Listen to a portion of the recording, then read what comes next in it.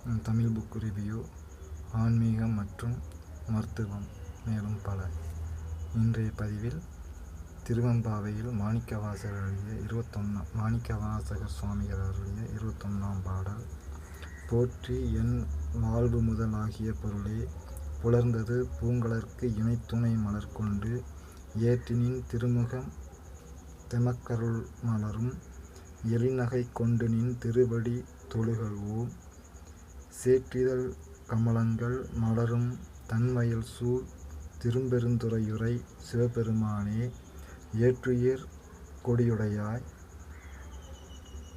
எமையுடையாய் எம்பெருமான் பள்ளி எழுந்தருளாயே. ஏற்றுவர் கொடியுடையாய் எமையுடையாய் எம்பெருமானே பள்ளி எழுந்தருளாயே. போற்றி என் வாழ்முதல் ஆகிய பொருளே.